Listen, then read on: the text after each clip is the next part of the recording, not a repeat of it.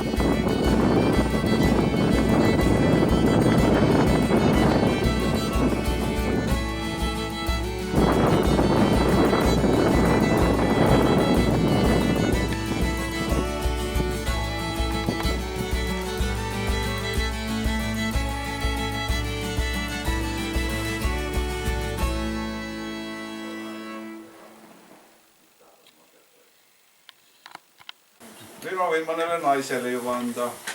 Naistega on see halb asi, et juba kehva nagu küsida, et kes teist kõige vanem on.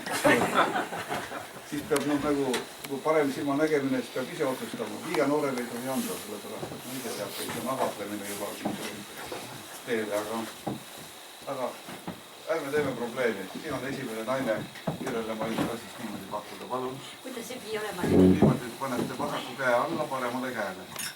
Niimoodi. Võtke nii, et sõrmed ei puuduta ääri. sinna Jutlasse satute, siis väga tähtsad, et te neid detaile kõiki teate, et saadate omaks. Venel teab ühe vanused. Venel teab ühe vanused. Te oleme ühe vanused või? No väga. Sellest, kuidas aastal 1965 Runnus elati ja kuidas ülgeid lasti, seda te siis praegu näete. See on traditsioon, mis on lõppenud, sest sellist püüki enam praktiliselt ei tulta enam. Seal tuleb üks karm episood. Kui jõutakse ülgepoegadeni, kuna film oli tumm, siis ma pildiliselt püüdsin nagu meenutada seda, mida mehed võivad mõelda, kui nad ülgepoegade juurde jõuavad, kes teevad täpselt samasugust häält nagu inimeste